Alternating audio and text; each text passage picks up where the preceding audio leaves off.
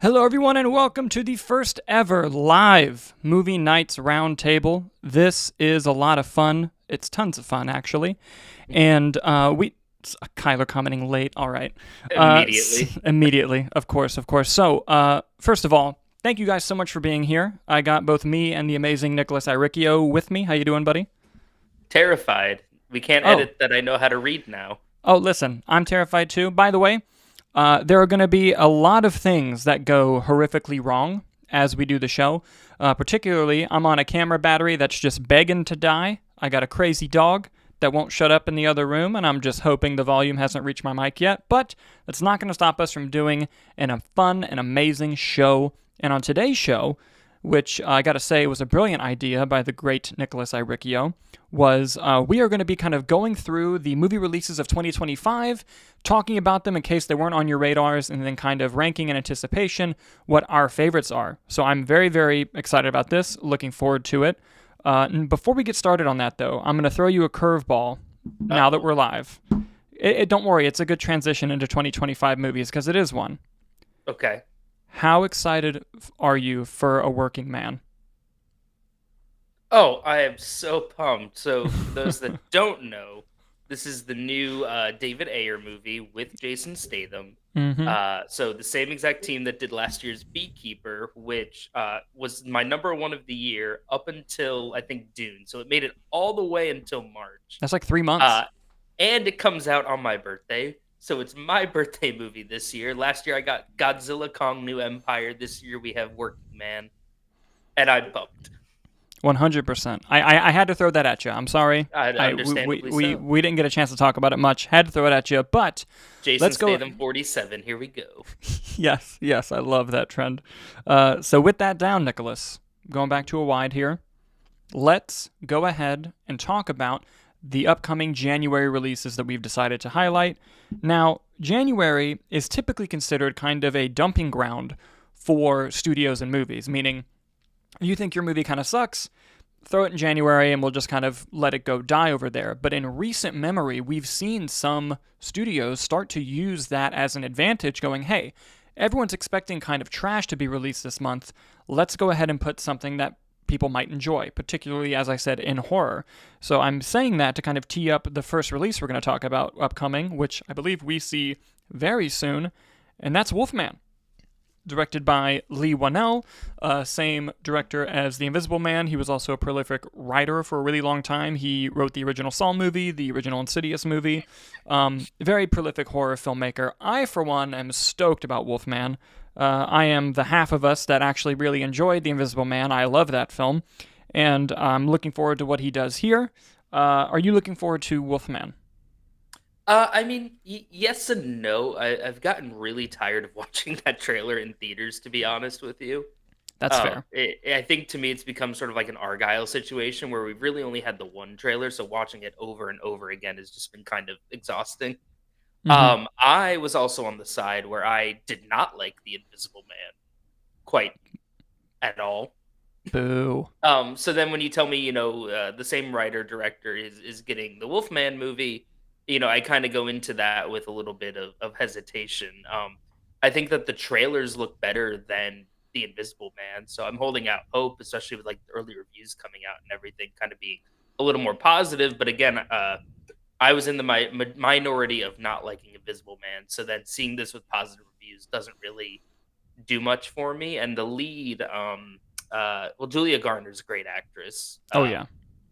She was on, what was she, Ozark? Is that what she was from? I think that was it. I think it I was, yeah. think that was her. She was Ozark. And Christopher Abbott, who I don't know from anything except for Craven the Hunter. Oh, So I gotcha. do have an ounce of hesitation with that as well.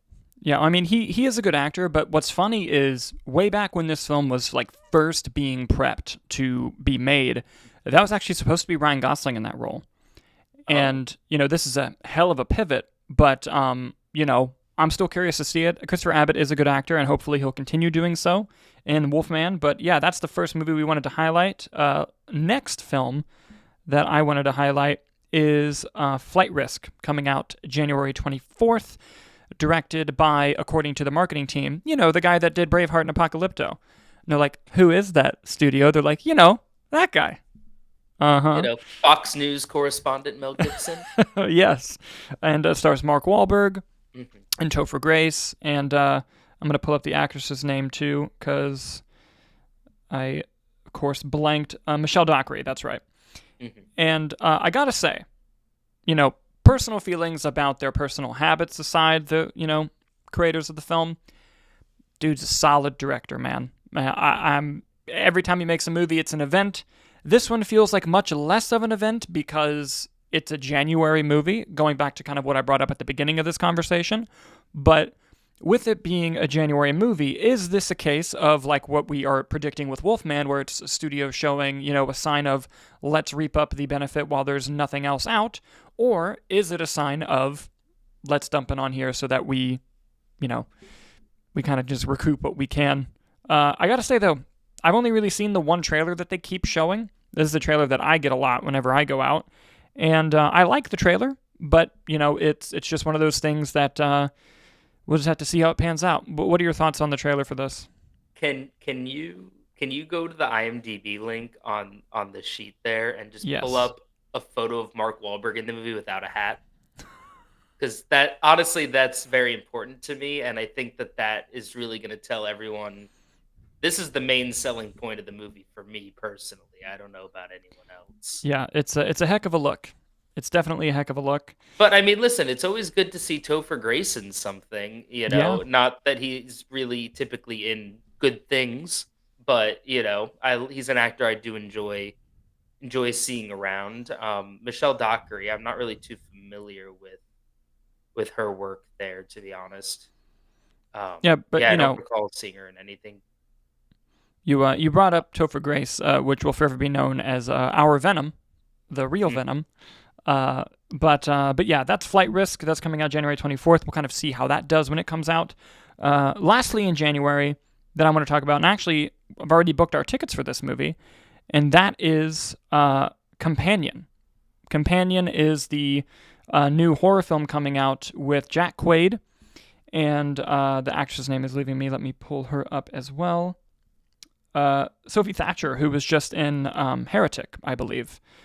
I think this movie looks absolutely wild, and it's one of those things where I just don't know what I'm walking into. They're slowly revealing more about the movie, which has me a little bit concerned because I kind of want to know nothing going in. However, it could be interesting. And Nicholas, I'm going to switch it over to you so that I can meet the fan demands and get this photo of Marky Mark up here. Oh yeah, of course. I mean, I think that Heretic was actually really kind of a surprise hit for me last year. I mean, it didn't, break the top 10 or anything of my favorite movies, but it was something I thought that was intriguing, anchored by a great performance from Hugh Grant, and I thought Sophie Thatcher did a great job. She's been hit or miss because I think she was also in Book of Boba Fett, which I wasn't really a big fan of. And sort of the big crux on this movie for me, though, is really Jack Quaid. I'm not a huge Jack Quaid guy. I enjoy The Boys, but he's sort of more of a weaker element in the show to me personally. So I do want to see Companion. I think because I think that Sophie Thatcher did a great job in Heretic, and I think that it having the team behind Barbarian, except for the director, which I think the director was a positive on Barbarian. I think it looks interesting. I mean, I'm gonna check it out. Looking on IMDb, I mean, it looks like it has like a 5.8 right now. So who knows how positive that's going to be overall. I mean, it's only 151 reviews. It hasn't really fully come out yet. But I mean, I think looking at all of the January movies, honestly, probably Wolfman is the one I'd be most excited for. Yeah, no, same. I'm really looking forward to Wolfman. I can't wait to watch it. And without further ado, I'm now going to switch to that lovely photo of Marky Mark from Flight Risk. And So here we go. It's beautiful, isn't it? It's everything you'd ever want in a film. But anyway, guys, he watched Glenn Howerton in what was Blackberry? Blackberry, yeah. It was like, yep, we're gonna do that. Listen, taking any sort of inspiration from Blackberry is a good sign to me because that movie rules hard. But with that down, with January down, let's move on to February, my dude. Let's And do it. February's got a lot going for it. yep, February, we can't even talk about February without talking about Hard Eyes. Hard Eyes, the new film from the amazing, talented, and someone who was nice enough to come onto our show, Mr. Josh Rubin. Mhm. Um, I've seen the trailer multiple times. I think it looks like it's right up my alley for the type of movies that I like to see, especially horror, with an edge of comedy vibe to it. It even has that Texas Chainsaw remake shot of going through the hole in the body in the trailer. I think this is going to be lots of fun. And, coming out around the Valentine's Day holiday, I love horror movies that are kind of set to a love theme, which this clearly is. The killer looks to be like stalking couples. I think this is going to be a lot of fun, and I greatly look forward to it. How about you, dude?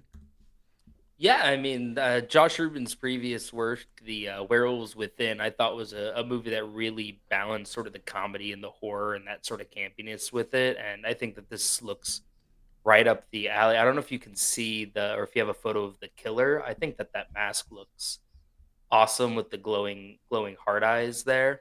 If you want to pull that up, and then I mean, it's written by Christopher Landon, who did what Freaky and Happy Yeah, Death Day. Michael Kennedy, I believe, also worked on those. So I think it has a great writing team behind it. Freaky, I really enjoyed as a horror. Again, this is a team that really understands sort of that horror campiness comedy sort of blend. So I'm actively looking forward to it. I mean, I think it looks great, and Olivia Holt I haven't seen since what was it, Cloak and Dagger? Cloak and So it's always good Dagger. to see her come back. Yeah, that show. By the way, that show was underrated. But here It is that. was. I Here is actually that. never watched the second season though, to be honest. Dude. Okay, so I watched the first season. the second season's not as good as the first season, but it like the first season, it had those few episodes where you're like, that episode was a banger, like, Mhm. and it would keep going. But yeah, the second season was a step down, but still wasn't bad. Here is that lovely photo of the killer in Hard Eyes. Get a good look at him. He is certainly terrifying, and he will be in my dreams now, and that's quite a scary thing to think about. But Nicholas, what do you got next for February movies? What are you looking forward to?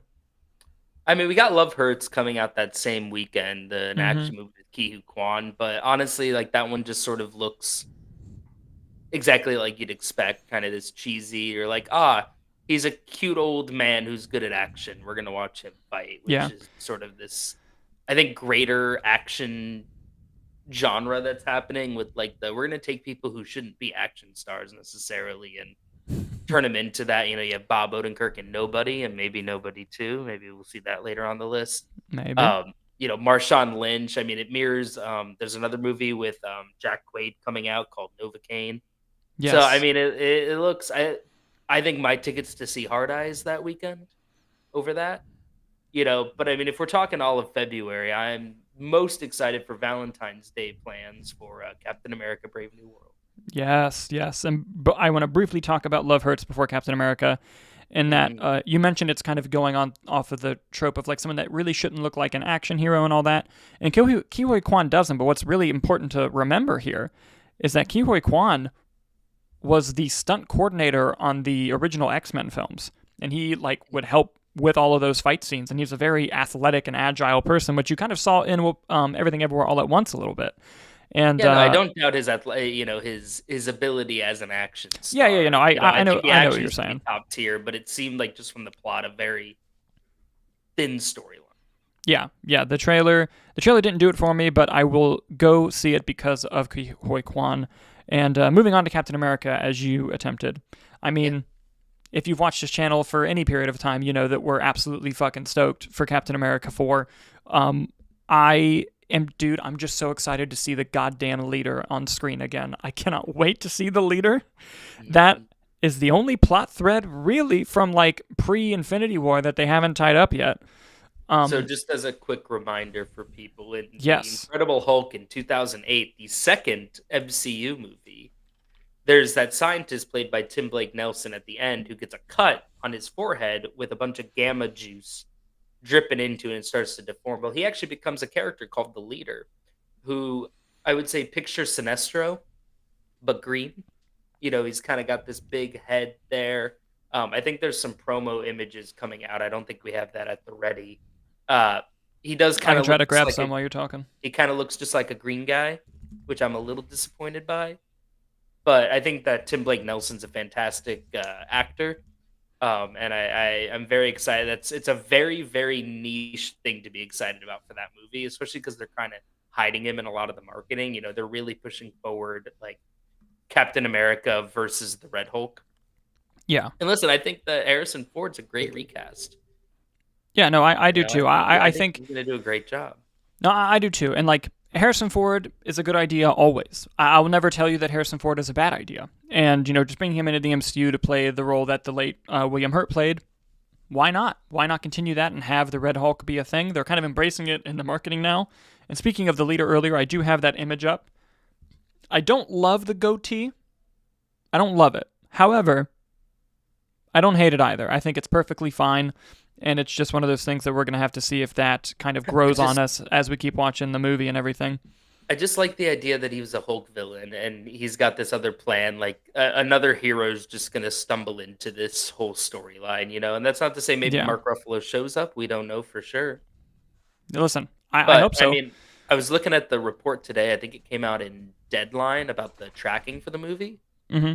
and it was coming in at it's looking at like an 86 to 95 million opening weekend over Really. President's Day, which I mean doesn't look I think I looked it back up there.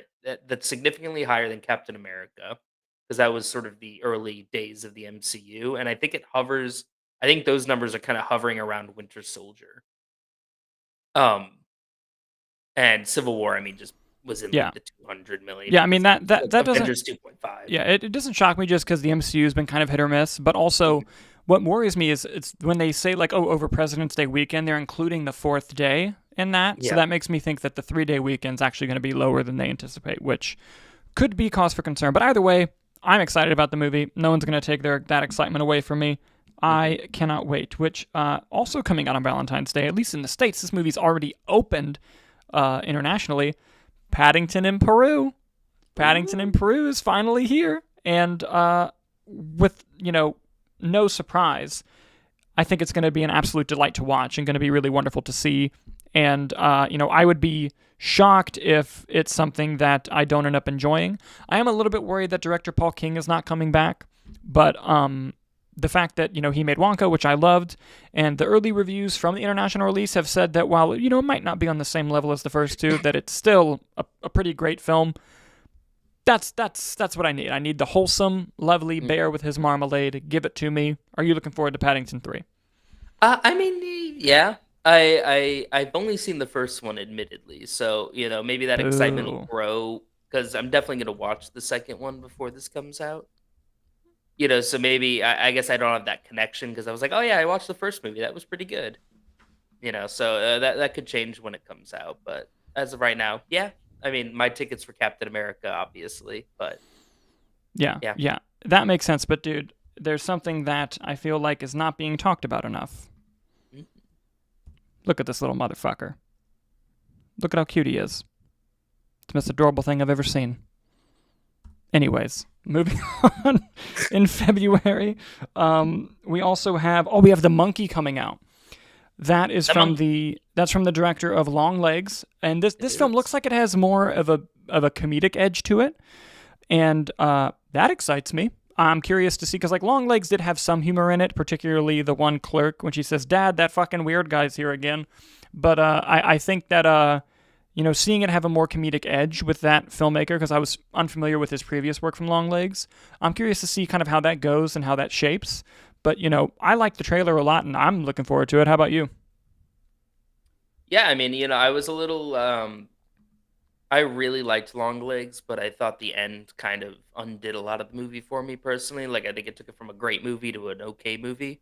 Hmm. And I think really kind of only crux with this too is it is based off a Stephen King novel, and I feel like a lot of times those are really hit or miss as well. Gotcha. But in terms of directing standpoint, I'm very happy. I'm excited. I thought Osgood Perkins did a great job with Long Legs. He Me kind too. of turned this one out pretty quickly, so we'll see. Yeah, I'm excited. And lastly, in February, is a film that is just absolute bullshit. That it's not going to be in movie theaters, and that is The Gorge, the new Scott Derrickson film with Miles Teller and Anya Taylor-Joy, two of the best actors working today, from one of the best directors working today, in my opinion. So This for trailer, quick context, though, Scott Derrickson did Doctor Strange 1. He did The yes, Black Phone. What else is he? Sinister? Sinister. Hmm. Yeah. Insidious? No, that's not them, No, is it? that's James Wan. James Wan's He Insidious. did Sinister. The Exorcism of Emily Rose. Was That's what also it Scott was. Derrickson. Yeah. And look, this trailer is amazing. I think it might give away a little bit too much. Maybe I haven't seen it, but as soon as I watched the trailer and then it said streaming on Apple TV soon, I was like, God damn it! Like I Mhm. so badly do I want to see that in the movie theater, and it kind of sucks that we can't. But yeah, I'm looking forward to The Gorge. Are you? Yeah, absolutely. I agree with you. I think the trailer may have given away a lot. So honestly, I would recommend avoiding it Yeah, if you yeah. haven't already Until seen it. until maybe they release another one. Yeah, because I Uh, mean, it's the end of February. It's pretty close. I think Anya Taylor Joy is a phenomenal actress. Miles Teller is a good actor. Um, and I think it's a great director. I love his writing partner to see Robert Cargill. yes. I Hmm. think the two of them, him and Scott Derrickson together, make great things. So I'm actively excited for that. And I'll say something controversial yet brave here. Go on. I think that I would put that as my most anticipated for February. Okay. Okay. Mm, yeah, I'm gonna throw that out there. I'm looking at the list.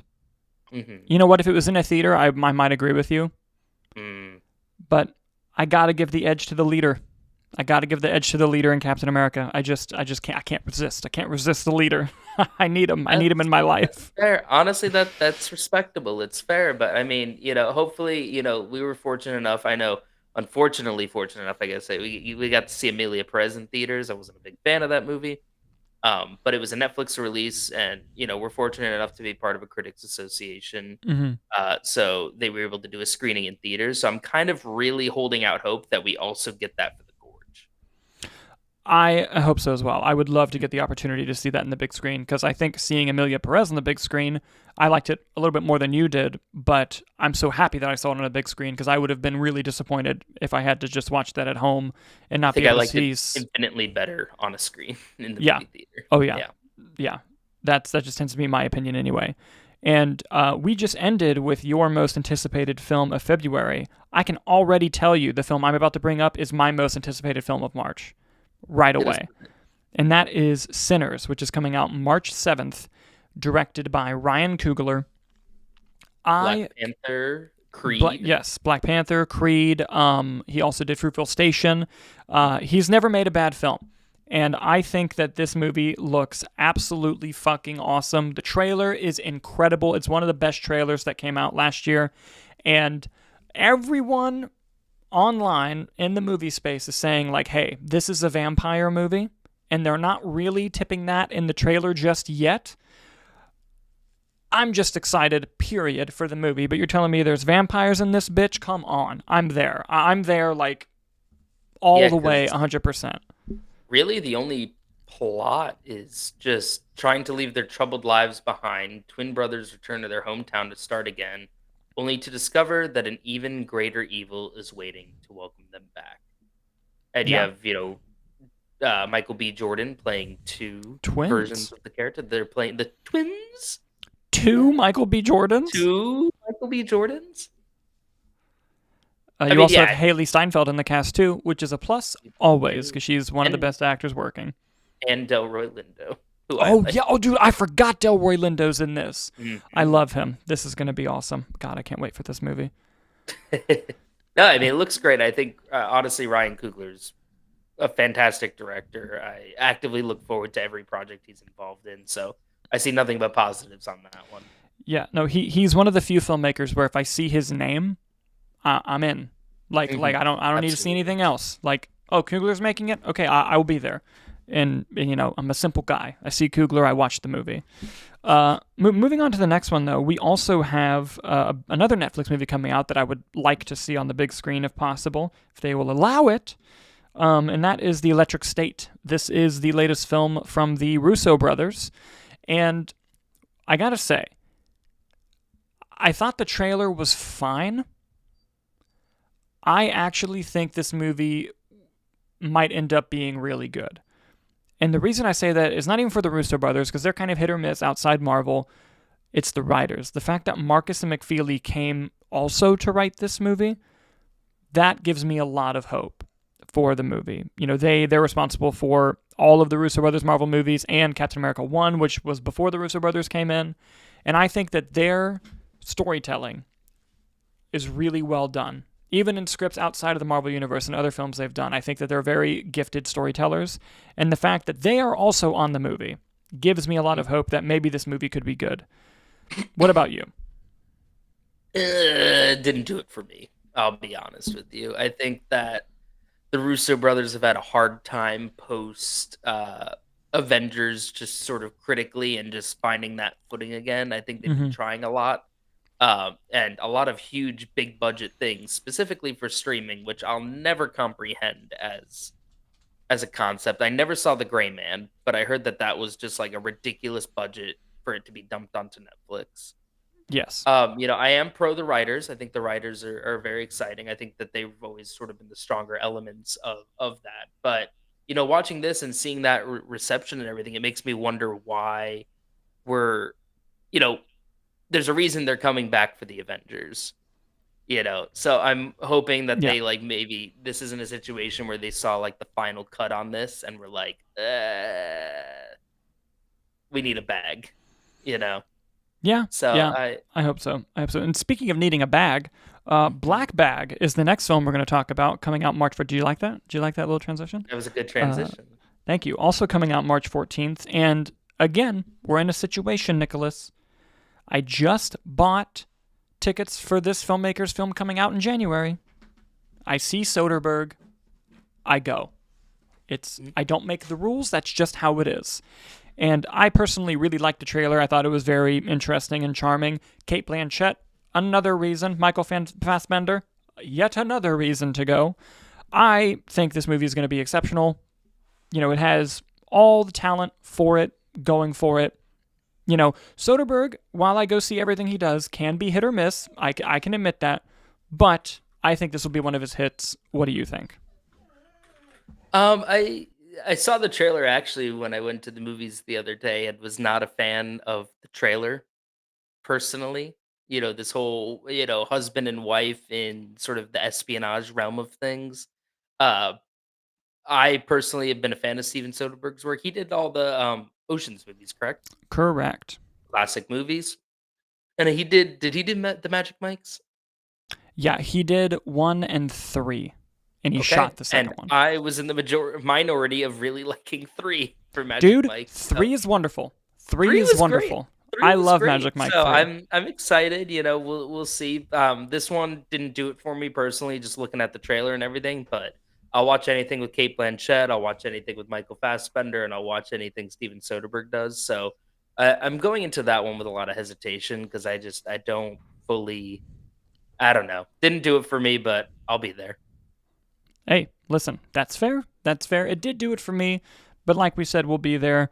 Also, we have Novocaine coming out also on March 14th. That's a hell of a weekend. And now, I gotta say, I love this trailer. And again, there's a lot of Jack Quaid slander on your side of the aisle here. I'm a fan of Jack Quaid. I haven't seen him give a performance that I've disliked.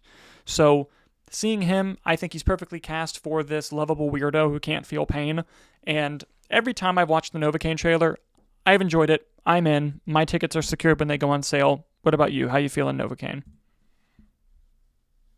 So it froze on my end. Can you hear me like now? I can. Yep. Okay, perfect. All right, well then I'm just gonna keep rolling with it. Yeah, like you said, not a Jack Quaid guy. Novocaine. Watch the trailer. This guy can't get hurt. Has to rescue his girlfriend. Again, falls into that genre of do we need this guy to be an action hero? And personally, to me, I feel like they kind of showed everything that I would need from the movie in the trailer. It's like how far are they going to take it? We kind of get the premise and the plot. And it's just one of those things where it's like, how are we going to stretch this into 90 minutes and keep it entertaining? And I think that's going to be a hurdle. As it is for most movies, how do we make this good? Is kind of the big crux in question with everyone. Nicholas, I will let you dive in and bring up the next February movie. What do you got for us? Or I'm sorry, March movie. Excuse me.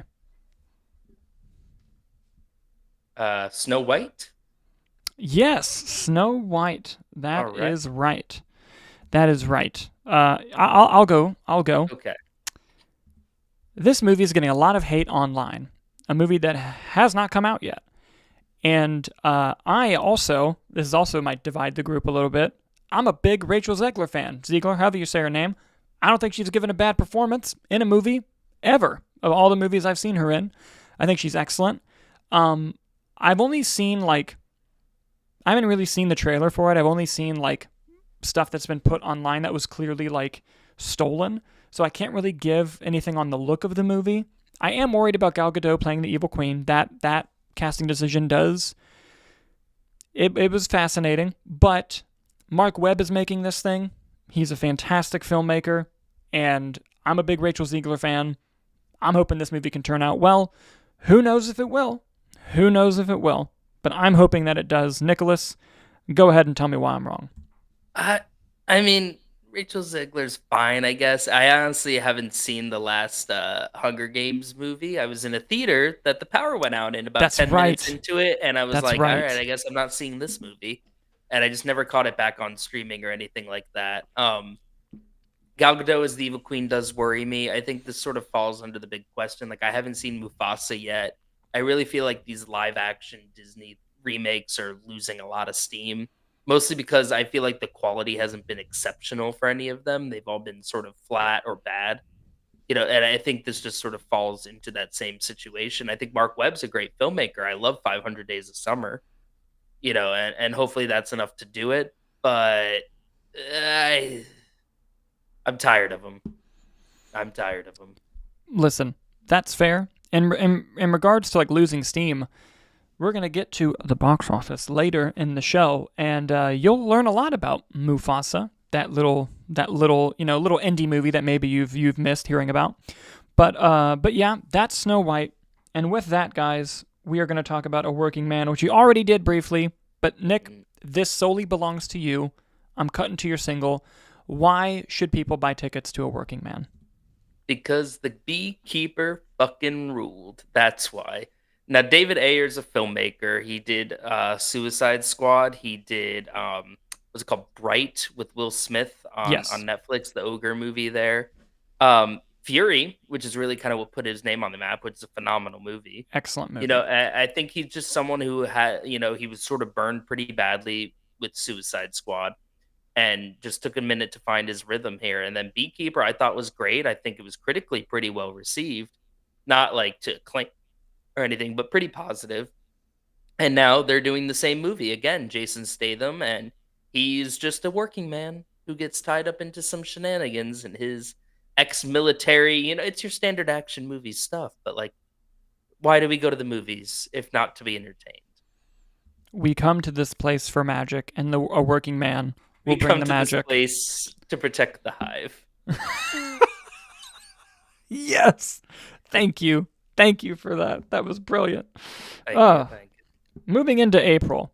Now, people often tell me that I'm too positive on things, which, what a thing to say in this day and age. But if you want some negativity out of Dalton, here you go. I think the Minecraft movie looks like shit. I'm sorry. I don't. I have no connection to the game. I never played the game, so it was already on like a. All right, show me what you have to offer me in terms of this movie. The trailer's dog shit. It looks horrible. I'm only going because I know the review will do well for the channel. That's the only reason I'm watching this film. That's bluntly it from me on this film. What about you, buddy? It's going to be perfect. What are you talking about? They spent all that money on a Beatles song for the trailer. Do you know how expensive that is? Very. And listen, if Yeah. I love this movie, I'll be the first person to tell you. You and I No, have listen, both been on the losing side of the critical consensus. We know what it feels like, but we'll do it again. We'll do it listen, again. it doesn't look good. Jack Black is Jack Black. I think that's a very interesting cast for Steve. You got Jason Momoa in a funny outfit and a wig, which is exactly what happened in Fast X, and he stole the movie. So I have hope there. But no, I mean overall, it looks rough. Uh, yeah, that's a rough one. Yeah, indeed. Yeah, indeed. Let's move on to another film that I'm personally looking forward to. And that film, coming out in April, is Mickey 17. And this film recently got moved to April. So it was a January movie, which concerned a lot of us because it's the new Bong Joon-ho movie, and we thought, why are they dumping that in January? Then it moved to March, and then it moved to April because it's getting an IMAX release. Now that's what I call good fucking news. We love to hear a movie's getting an IMAX release, especially from a great filmmaker. I personally dig the trailer. You tell me Robert Pattinson's doing a funny voice, I'm going to go watch the fucking movie. Again, I'm a simple person. I love the funny voices. I love the funny man. Give it to me in my veins. In my veins, Nicholas. How about you for Mickey 17? It better be worth it for all the fucking Batman delays. I mean, my God. No, listen, I think there's a lot riding on this. I mean, Bong Joon-ho hasn't made a movie since Parasite, right? Which had all that sort of acclaim. This is the big follow-up to that years later. I think there's a lot of pressure riding on that movie. I think Robert Pattinson's a phenomenal actor. And to have several Robert Pattinsons, sign me up. I think the delays were a little worrisome at the beginning, but just pushing for that IMAX release, I think, shows a lot of faith in the film that they have, which is always good to see. No, 100%, 100%. And it's just one of those things too, where give me the great filmmaker every time, even if you're taking a risk and it looks like a wild swing. Does it have a great filmmaker? Great. I want to see the movie. Give it to me every single time. Some people think a movie's a risk. I think they all are. So you might as well just make it weird. Now I'm going to talk about a movie that I'm personally fucking amped for. We mentioned earlier being on the wrong side of the critical consensus. Nicholas, I fucking love The Accountant. I think that movie is great. I don't think that movie is just good. I think that movie is great. Directed by Gavin O'Connor, who directed films such as Warrior and Miracle. I love that movie so much. And it's a movie that hovers around a 50 on Rotten Tomatoes, which I love when that happens because, it's half and half. What are you going to think? It checked all my boxes. I love it. It should have never gotten a sequel, but it is, and I'm there for it. It's that easy. I'm that simple. Give me The Accountant 2. John Bernthal's coming back. Ben Affleck's coming back. Thank you very much, universe. This feels like a personal gift to me. A personal gift to me. How about you on The Accountant 2? I second your notion entirely there. Put Ben Affleck in something, I'm gonna watch it. Yep. I don't wanna spend the time repeating everything you just said. I'm in full agreement. I loved the first one, and I'm there for the second one, day one. 100%. 100%. And I think, importantly, what we have to remember is that Ben Affleck will always be the best Batman. Come at me. I just cut to my close-up so I could look everyone in the face. Ben Affleck is the best Batman. I don't care what anybody says. He always will be, too. He always will be, too. I second this. If it's okay with you, I'm going to move on to May. Yeah, I mean, honestly, I'm going to put just to cap it off, keep going. While I am excited for Accountant 2, I think I'm going to put Mickey 17 as my most anticipated for that month.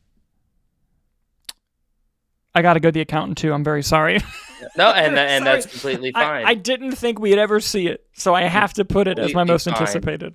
That's fair. Just keep him with it, Listen, honesty is what we got to go for. Yeah. Before I move into May, actually, there's something that I forgot to mention at the very beginning of the show, 38 minutes ago, because the jitters of going live for the first time. But a lot of people and personal friends of mine were evacuated or were affected by the fires going on in Los Angeles. So there's a link to donate to the Los Angeles Fire Department in the description. There are many other links you can donate to help out there, but it was a real scary tragedy that happened out there, and I forgot to mention it at the top of the show. So just a reminder, if you want to donate to help the people in LA who are suffering from the fires, please do so, because it affected a lot of people. And on that note, going into the May movies, we got Thunderbolts on May 2nd. Look. The Thunderbolts. I'm a Marvel fan. Everyone knows this. I'm going to give them the benefit of the doubt and go see anything they make. Dude, these trailers are fucking awesome. I'm loving these trailers. I'm loving the dynamic that they're showing off. They're hiding Sentry for some reason, but that's fine. Let him be cool in the movie. Dude, when they announced the movie, I was like, really? Now, I want to see this more than I want to see Captain America. To be honest, and I'm stoked to see the leader in Captain America, but I'm more stoked to see what they do with this movie, because it just looks like it's going down a route that I didn't think they could pull off, but it looks like they did. It looks like they did. What are your thoughts on Thunderbolts? Are you excited for it? Yeah, it's an interesting blend, right? It really feels like they really wanted to give Florence Pugh's Yelena a movie, but couldn't justify giving her a solo. So they're like, we're gonna have her anchor this. David Harbour's back as Red Guardian, who was one of the two of them were the standouts of the Black Widow movie.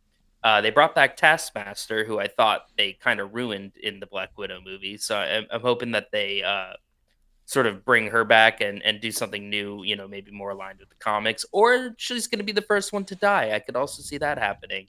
But honestly, the one I'm most excited about is they're bringing back Ghost from Ant-Man 2, which was a character I really Yes. enjoyed, and Same. I'm interested to see where that dynamic picks up. And you have John Walker as well, who's the quote dime store Captain America Yeah. from the trailer. But I mean, yeah, I think it looks really good, to be honest with you. I feel like the asterisk thing is just a bunch of I think it was like a marketing stunt that's just not panning out, just feels annoying at this point. It does. It Like, does feel what kind are of we gonna annoying. do here? Like that I think so it's like more like that marketing around it is sort of and kind of the idea that maybe Julie Louis Dreyfus's character bought Avengers Tower Hmm. feels kind of anticlimactic to me. I haven't seen the movie, obviously, don't know what they're setting up, but like you have the Baxter building, you have Kingpin coming back. It felt like there were a lot more interesting ways to incorporate the Avengers Tower back, but we'll see. I mean, I am excited. The trailers all look really good in my opinion. It's always good to see Sebastian Stan running around who's having a generational anti-Marvel run.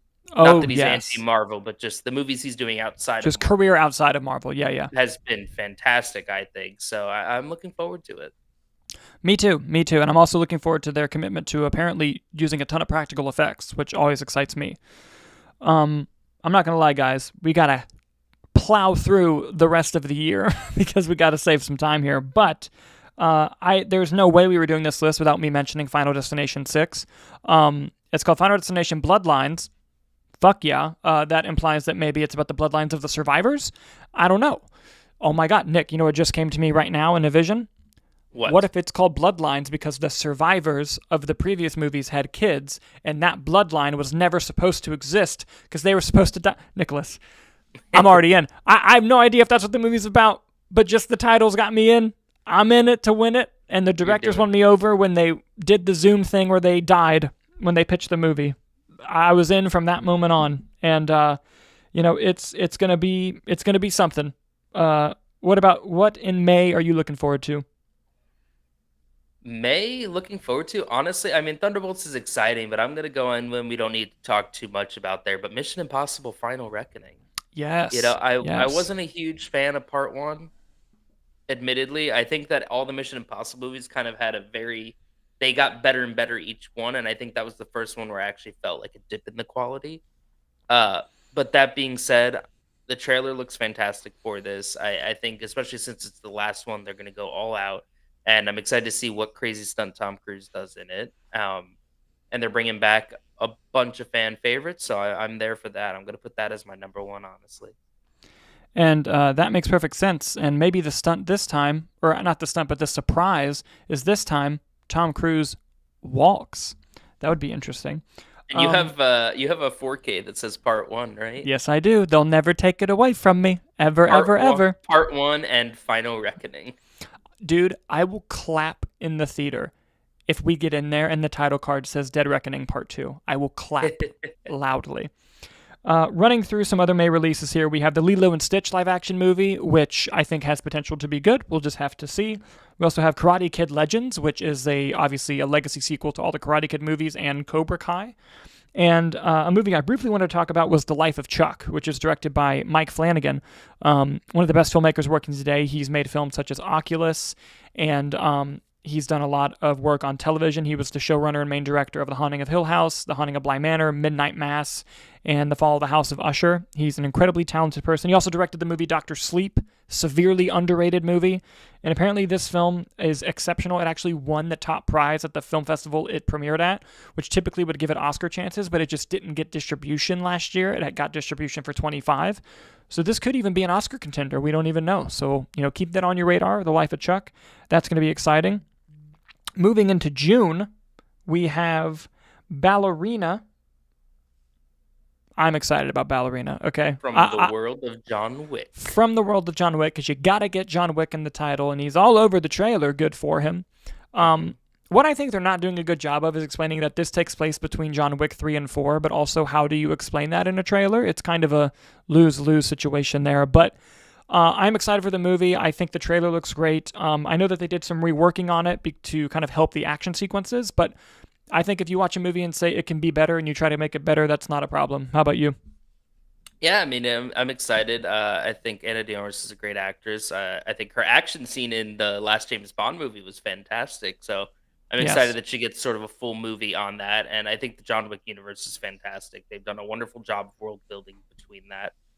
And I hope that there's just like a title card in the beginning, spoilers for John Wick 4, that just says like 6 months before the death of John Wick. Like they just got to That set would be that up real great. quick. Yes. Oh my God. Or no, if the Uh, last shot of the ballerina is him punching that punching bag that he's punching in the opening of 4, that would be great. oh, there you go. Symmetry. Yes. It's like poetry, it rhymes. Also coming out in June is Pixar's Elio, which seems interesting. We also have the How to Train Your Dragon live action remake, which I'm actually really excited about. The same director is coming back to do it, which tells me I have faith in the movie, and I thought the trailer was exceptional, personally. We also have 28 Years Later, which is the highly anticipated return to that franchise. Danny Boyle coming back to direct, Alex Garland coming back to write. I think there's a lot to look forward to with that. That trailer is also exceptional. And rounding out June, we have Megan 2.0, which, hey, hopefully can be good. I didn't hate Hmm. the first one, never saw the director's cut. But hey, Megan gets a sequel, yet here we are, only one Malignant. dude, every Their day we money, stray further from God. they're putting their eggs in the wrong basket, man. Malignant was great. I agree. I I already agree. know I'm gonna get some comments in the live chat about that, but Listen, Malignant is amazing. I don't care what it's a anyone great says. movie. It's a great That is movie. that is a top 10 theatrical experience. That movie Oh, had a top 10 theatrical experience both times 100%. because we saw it twice. I think the one I'm looking forward to is How to Train Your Dragon. I'm sort of in the back and forth on it, right? Why are we doing this if you're bringing the exact same team? Just Yeah. do a fourth movie or something. But I'm there. Listen, That's just sort of what I got on it. I that's guess I'll put fair. that one as the top. I don't know. Nothing really else is tickling my fancy for that month. June for me, I got to go. Ballerina. Yeah, I was going to say I got to go Ballerina. I'm really looking forward to that and hoping that that'll be good. Moving into July. This one is pretty stacked, minus kind of one movie. And that first movie we're going to talk about is Jurassic World. I believe it's called Rebirth. Is that what it is? Rebirth. Yeah, Yeah. Jurassic World Rebirth, directed by Gareth Edwards, which I think is honestly a solid choice for this movie. And Nicholas, I'm going to go to you because I got to switch out my camera. Talk about Jurassic World. Oh boy, Jurassic World Rebirth. Hold on, let me pull up the IMDb for you guys here. So we have the plot summary here. It says 5 years post Jurassic World Dominion, an expedition braves isolated equatorial regions to extract DNA from three massive prehistoric creatures for a groundbreaking medical breakthrough. Now, it's directed by Gareth Edwards, who has directed, ha ha ha, The Creator, Rogue One, a Star Wars story, Godzilla from 2014. So I think he's a director that really understands scale. I think that Rogue One, all the elements of that, everything felt bigger and much larger than life than in the past. I think The Creator, while not a great movie, personal favorite of mine, I think the effects work in it was phenomenal. So I am excited to see what he brings to a Jurassic Park, Jurassic World movie. I think the idea of this being sort of revolving around a mission makes it a lot more interesting as opposed to like, here we are, this is what's happening, or like, oh, the island's burning and now dinosaurs are everywhere. I think actually giving sort of this objective goal with it, I think is going to be much better. Scarlett Excellent Johansson, job holding everyone down the likes fort. her. Of course, the most interesting part of this is Jonathan Bailey. I mean, he's coming off of Wicked. Yeah. fame on Wicked on this, so I think that's going to really propel it. And God forbid we just cannot give Mahershala Ali a Blade movie. And when his contract with Marvel released, he said, "All right, Jurassic World, it is." I gotta Yeah. make up. I gotta get that bag for all the movies I missed waiting for Blade. Listen, exactly. We don't blame him at all. Moving on to July 11th, to my number one anticipated movie of the year, and that is Superman. I think, it's the launch of the hard launch of the new DCU compared to the soft launch of Creature Commandos. Superman's one of the best superhero inventions ever. He's right behind me here, and it's a character that I deeply love. It's a world that I deeply love, and it's a trailer that was fucking unbelievable. I loved the Superman trailer personally. I've watched it several times. We're gonna see Crypto, thank God, and I just can't wait for this movie. And I really hope they knock it out of the park. How about you? Yeah, I mean, I think I've talked about on the show before. Superman hasn't been typically a character that I'm drawn toward. Oh, we briefly lost Nicholas, but I'm going to go ahead and take it from here. He often has talked about how Superman isn't a character he's drawn to. No, hold on, I think we got him back. Oh, I dropped out. Yep, there you go. You're back. All right, hello, welcome back. Yeah, he's a character I'm not typically drawn toward these sort of Boy Scout, Captain America, Superman thing. I thought Man of Steel was an interesting take on the character, but the whole DC universe at that point was just sort of turned into a mess. So I feel like it's sort of tainted by that. But I think Man of Steel is a decent enough movie. Yeah, no, I But like I mean, Man of Steel a lot. I think James Gunn's a great filmmaker, especially when it comes to comic book movies. He just released Creature Commandos, which if you haven't checked it out, we do have a review on the channel if you want to go see that. Our thoughts on season one. But I think the Superman trailer looked really good, so I'm excited for it. I think Rachel Brosnahan as Lois Lane is one of the best castings I've ever seen. So I'm very excited for that element of it. 100%. 100%. She's an amazing casting. Yeah. And lastly, in July, we have Fantastic Four: The First Steps. I hate the fact that it has a subtitle, I won't lie. But I was in Hall H at Comic Con this year with Hannah, and the footage that they showed us put my hype level through the goddamn roof, Nicholas. What we saw was incredible. The score from Michael Giacchino, what they've released so far, is incredible. I think we're actually in for something really special with Matt Shakman and Marvel and that cast, because if the MCU can pull off a good Fantastic Four movie, then they've done it. They've moved another mountain of doing something that's never been done and having to be able to do that. So I'm really looking forward to Fantastic Four. What about you? Yeah, I think it looks great. From I guess I wasn't in there, so it doesn't look great yet. But everything surrounding it, I think, looks really good. I think Matt Shakman is a great choice to do it. I like this sort of, from what the vibes are from like the arts and everything, this sort of retro futuristic style. I think looks great. I think it honestly awesome cast choices. A lot of people were upset about Joseph Quinn as Johnny Storm, but I think that that's a great choice. I've never I understood the hate that he got ever. Nas Bakra, coming off the Bear, I think he's a great choice for the Thing. Pedro Pascal can do no wrong, and Vanessa Kirby, I think, is a great Sue Storm. Dude, she's an Plus, amazing actor. plus, your movie has John Malkovich in it, which means I'm there, and we don't know who he's playing yet, but Again, I'm on board we're with it. simple. I didn't realize that and Superman were going to be competing against each other. Yeah, So that'd no, be it's interesting it's to gonna see. be it's gonna be interesting to see for sure, for sure. Moving on to August, we're gonna plow through these really quick, guys. We got The Bad Guys 2, The Naked Gun, Freakier Friday, Nobody 2, and the Insidious movie that may actually move its release date. I've heard rumors that they might do that. I'm not gonna lie. You would think my answer is Nobody 2 for most anticipated, but I gotta go Freakier Friday. Oh I, boy. I gotta go, dude. I love that movie. My sister and I used to watch that movie all the time, and just the fact they're doing another one is like Mike Payton texted me and was like, "Oh my God, they're doing a second Freaky Friday." Like she was amped about it, and yeah, I'm looking forward to it. On that list, what are you looking forward to most? Man, I actually was a pretty big fan of the first Bad Guys. I'm not going to put that as my Okay, most anticipated, but it was a movie I didn't think I was going to like, but honestly, I kind of really dug it. Freakier Friday, I guess I watch anything with Jamie Lee Curtis, but I don't, I guess, have that special attachment like you had. Thread and Insidious one. I didn't see the last Insidious movie. What was it? Red Door? yeah, yeah, Um, but the plot for this movie: a couple resorts to a spell to travel back in time, hoping to prevent their daughter's tragic death. and it's being led by Mandy Moore and Kumail Nanjiani. I mean, that's not nothing to look at. That's You not know, nothing. it's an interesting premise, and it's a good cast.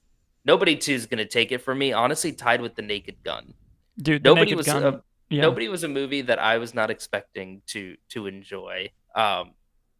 Or was expecting to be anything really, and what they came out with I thought was really entertaining and actively you gave Doc Brown a shotgun. How can you not like your movie, you know? Yes. But looking at Naked Gun, I mean, you have Akiva Schaffer from The Lonely Island.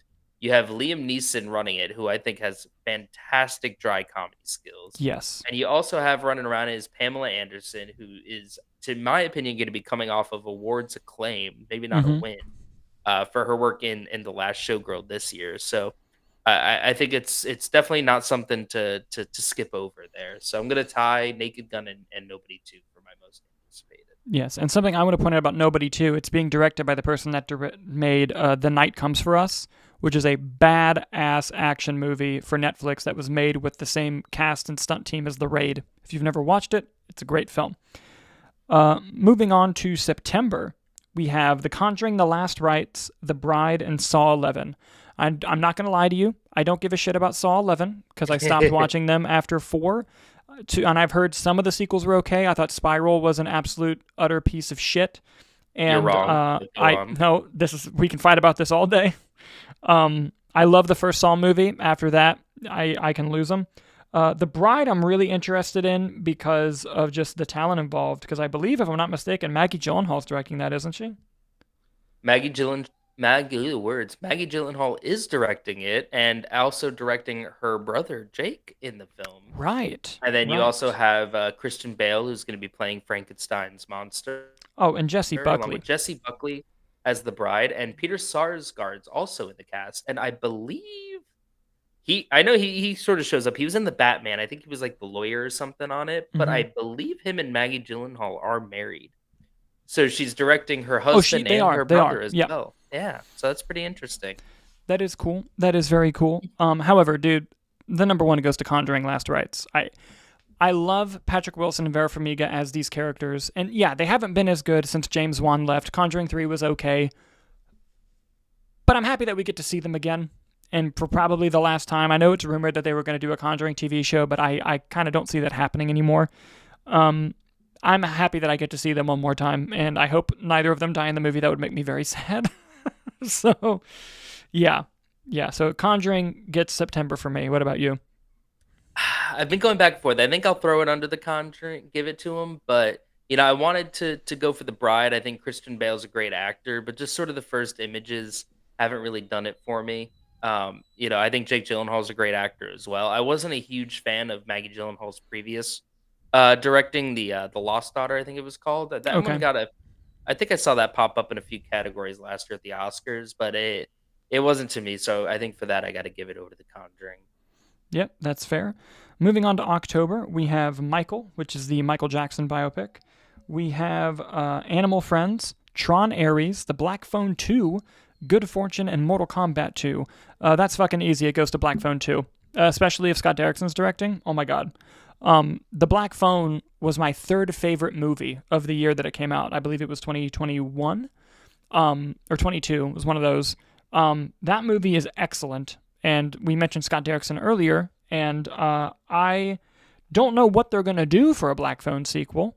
Genuinely no clue. But I'm there, and it's not even close. Like, day one, opening night, love the Black Phone. Gonna watch Black Phone 2.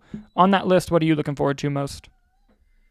I mean, Michael's going to be interesting. You have Michael Jackson's, what was his nephew playing him? I'm Yep, sure this is a movie that won't be met without some controversy once trailers and stuff start popping by. Animal Friends, I don't give a shit about. same. It looks like it's a Ryan Reynolds movie where he could talk to animals.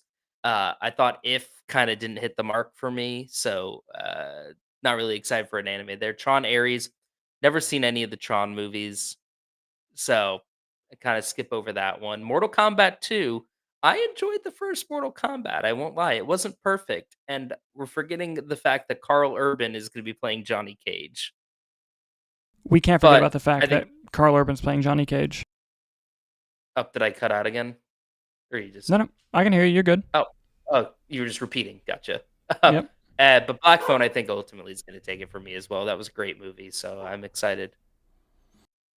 As am And I I. As believe am Scott I. Derrickson is directing it with Oh, C. Robert Cargill hell writing as well. yes. So I Hell mean, and yes. you're going to have Mason Thames, who was the one of the first people who was in the first one, also coming off of How to Train Your Dragon. So it's going to be a good year for him. 100%. We're going to move on to November. Talk about Predator Badlands Do it. as I take care of my crazy dog. Of course, Predator Badlands plot kept under wraps. Oh boy, he's leaving me to the wolves here. It's gonna be directed by Dan Trachtenberg, who directed Prey, which was a Hulu movie, which should have been a theatrical movie. Uh, which I thought was one of the best Predator movies out there. Obviously, Yes, it I should have have a been soft spot. theatrical, but the Yeah. 4K disc I'm grateful for. I'm glad that they released I that. I do have a soft spot for, was it 2015 Predator movie? We're the only When did that people come on out? this planet who love that movie, but god damn it, I That's a love it. I great one. can't, I will never ever say that I don't. It was 2018, and 2018. I think I saw that movie 3 or 4 times. It's a It good was one. so fun. It's fun. It was so fun. Um, Now, I but moving on no from plot, Predator I'm really gonna watch quick. it. Now You See Me 3. I know you love those films, so give it to me. Why should we see Now You See Me 3? Well, I don't know, the plot's undisclosed as well. We're getting toward the end of the year here, but you have Mm-hmm. everyone coming back, including Ruben Fleischer as the director. It's a great cast. They're great movies. Who doesn't like to see some magic every now and again, Mm-hmm. And it's good. I think it'll be interesting too. Jesse Eisenberg's probably going to be coming off some awards recognition for Real Pain from this year, which is a very good movie from 2024. Mm-hmm. So I mean, it's a solid, consistent franchise. I think so. Check that out. 100%. We also have The Running Man, Edgar Wright's The Running Man remake coming out with Glenn Powell. That'll be very exciting. And we also have Wicked for Good coming out. The first Wicked I thought was really good. This is obviously going to be a hugely anticipated movie as we kind of wait for Wicked for Good to come out. I wish they would just call it Wicked Part 2 since there's the Part 1 title card in Wicked, but hey, maybe they'll keep it. And we also have Zootopia 2, which is probably going to be a massive, massive hit. Um, any thoughts on Running Man, Wicked for Good, and Zootopia 2? I mean, in terms of Running Man, Edgar Wright's making a movie. I'm gonna see it. That's just how Yeah. that goes. Glenn Powell obviously is one of the best leading men out there currently. He's sort of one of those last of that breed there that you're seeing there, and they just added to the cast Coleman Domingo, Oh, did who, they? yes, he's going to be playing the game show host, so he's going to be coming off of an Oscar run as well. So Glenn Powell, I think someone in the chat just said he's no Arnold, and that Hey, is true. But if you have listen, someone that's leading fair. your movie, Glenn Powell's going to be your guy. This is a movie that's stacked with talent. Wicked for Arnold will Good, always be honestly, king. Wicked Part One surprised me. I wasn't a huge over the top. Like I think Oscar Best Picture talks are a little extreme, but I did enjoy it. So Yeah, I'm excited to see. I don't really know anything about the play, in terms of like the second act. So I'm excited to see that. And Zootopia 2. I mean, I was a fan of the first one. Give me Jason Bateman in a movie. 100%. And lastly, we'll wrap up December here. We only got three. To the hope of Nunya Beeswax in the chat, we have Five Nights at Freddy's 2. We have Avatar Fire and Ash and the new SpongeBob movie coming out. For me, Avatar Fire and Ash is the most anticipated for December. I really liked Avatar 2. I thought it was a big step up from Avatar 1, and I enjoyed Avatar 1. My jaw was open watching Avatar 2 in theaters. It's an incredible theatrical experience of how incredibly well made that film is, and I can't wait for the third one. What about you of these three? Yeah, absolutely. Five Nights at Freddy's I thought was really bad. So, Same. I didn't I really don't like it. really have a lot of hope for a second one. I'm sorry, Hmm. Nunya Beeswax, but like, Yeah. now listen, am I going to watch it? Probably. Oh yeah, I'll watch it too. I I'll watch like it as Josh well. Hutcherson, and they're really doubling down on it. So good for them on that. But I mean, yeah, it's Avatar: Fire and Ash. You always want to root against James Cameron. You really do. You see But him you in the can't. news, and he's abrasive. He says some comments, and then you're like, fuck, he can back it up. The He's one of man the puts only out people who can bangers. back it up. He can You're like, back up oh, all the shit he talks. You were like Avatar 2, who gives a shit anymore? And it fucking soared to the top 5 box office, like there's there. I just hope that all of them keep sticking the landing. Listen, me too. I hope he sticks it as well. And in regard to like 2025 movies, that is all we had for you. And Nicholas, I know that we're running out of time. Do you have time to do a quick box office with me? Of course, but I got a question for you actually real Sure. quick there. We just went through all of 2025. What are your top, let's go top 3. What are your top Top 3 most three? anticipated? Yeah.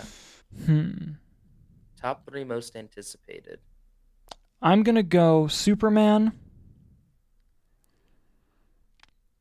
Avatar Fire and Ash, and am I a bad person if I say Final Destination 6? Honestly, probably Sinners. I'll go Superman, Sinner. Sinners, and Avatar. Okay, all right. I think I'm gonna go Sinners. I'm gonna throw Sinners in there. I'm gonna throw in I think I'm gonna go Mickey 17. And I'm gonna go Mission Impossible Final Reckoning. I think I'm gonna go with.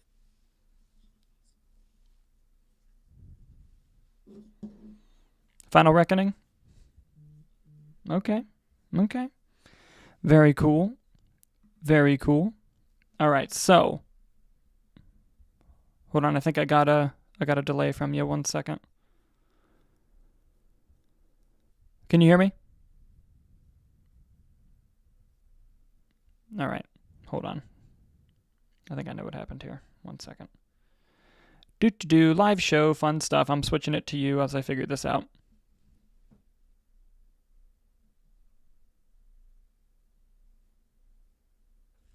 All right, we got the live chat saying that we can't hear you either. Nick, do me a favor. Go ahead and exit the link and then come back. We're going to see if that works. I do the thumbs up. That thing keeps popping up. Drives me crazy. I've tried to turn it off. All right, let's bring Nick back. Let's see if he's good. Can you hear me? I can hear you. Live chat. Please let us know if you can hear Nicholas. I am back. Yes, I can hear you. Cool.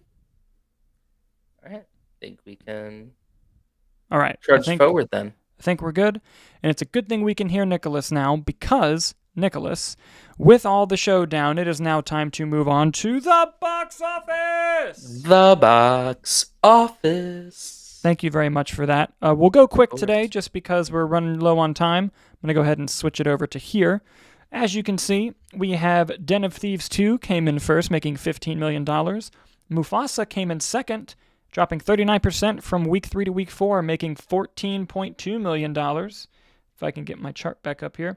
Sonic 3 came in third, making another $11 million in its fourth week. Nosferatu came in fourth, making another $6.8 million in its third week. And then we have Moana 2 coming in fifth, making $6.5 million in its seventh week. Diving into it a little bit more, Den of Thieves had a budget of $30 million, which I got from other sources. So far, it's at a worldwide of 20, meaning it's got a little bit longer before it can reach to profitability there. But hey, you kind of take what you can get. Mufasa the Lion King, and I wanted to bring this up to you, Nick. It now has $542 million worldwide. Domestic box office is 189. So it's not quite at Sonic domestically, but it's well over it worldwide. And it's made, let's see, 2.7 times that budget back. So we're probably in profitability range already with Mufasa. What do you think about that? I see why they keep making them, but I disagree. Hey, listen, I get it. I get it entirely, 100%. Let's see here. I'm going to pop you up on this camera, Nicholas. I miss seeing your face. We also have Sonic 3. Which worldwide now is at $385 million. However, domestically it's at 204. Mufasa might pass it domestically if we're not careful. I say if we're not careful as if I'm on one of those fucking teams. It's made 3.2 times its budget of $122 million, so it's also well within profitability. Good for Sonic 3. Fourth, Nosferatu, making $135 million worldwide on a budget of what I believe was 50. If I'm not mistaken.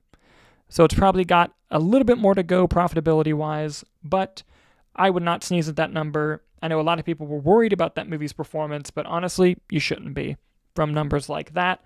And coming in fifth, Moana 2. Look at that number, Nick. $990 million.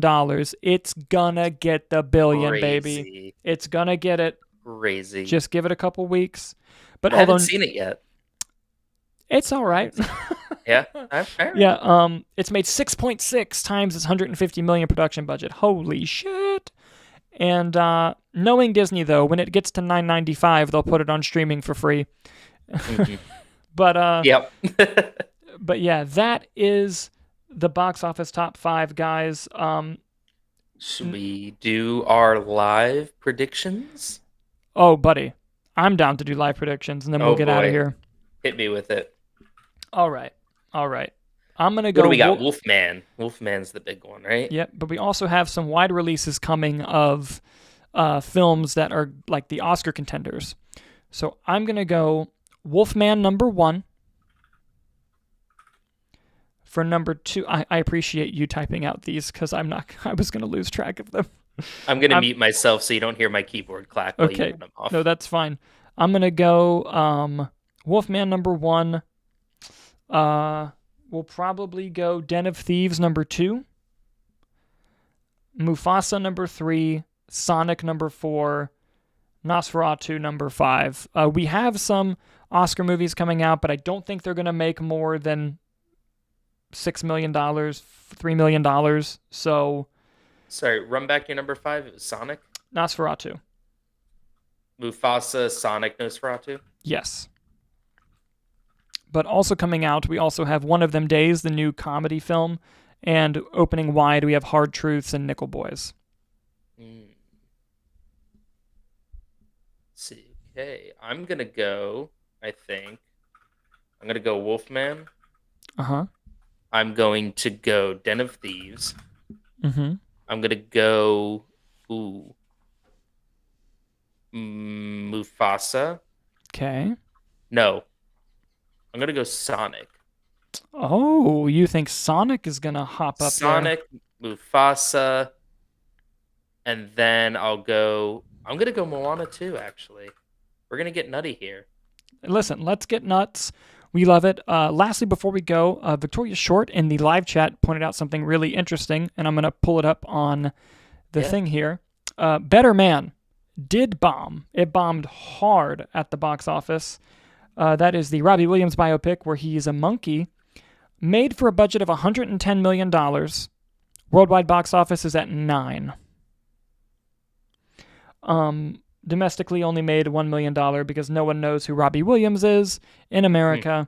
And, I've always said whoever greenlit the budget of letting them do the thing with the monkey should not have a job. And that's nothing on the quality of the movie. I haven't seen the movie. I've actually heard it was quite good, but not a good financial decision there. And it's unfortunate. You really hate to see movies fail. I never want to see movies fail. But even if this thing has a dramatic comeback, it's down too deep to really make its money back at this point. I mean, also, and I think she said, I meant Better Man. She wrote Monkey Man. I think Monkey Man also bombed. Yeah, Monkey Man also did not do as well as we hoped it would. How much it was sold around to theaters and everything. Yeah. Well, a lot of people needed their money back on Monkey Man. It might have made money in terms of just selling from Netflix to Universal, but I don't know how much of the investment Universal saw back for sure. Listen, Better Man was quite good. I did enjoy it. So you did see it. That's right. Yeah. I did see it. Yeah, right. I am an American who has no idea who Robbie Williams is. So honestly, having it be the monkey to me was more of the appeal.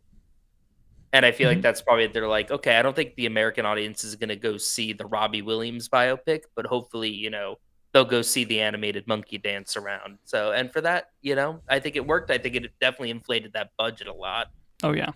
But 100%. I think in terms of trying to sell your movie to an American audience, it was probably a solid choice. Yeah. And listen, guys, that was our first live show. We had the errors that we thought we would have, but all things considered, I think it could have been worse.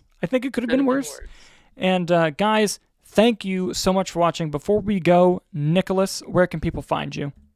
On all the social medias, my handle's down here, and I think they're in the description of this video as well.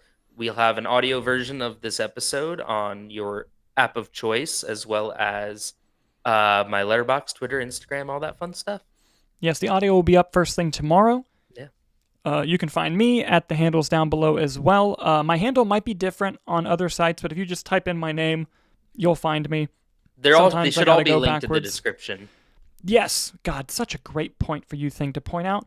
And that might just be easier, guys. Yeah, just click a link in the description. And if the description's empty right now, it won't be in about 30 seconds. So, guys, with that down, thank you so much for watching, and we will see you next time.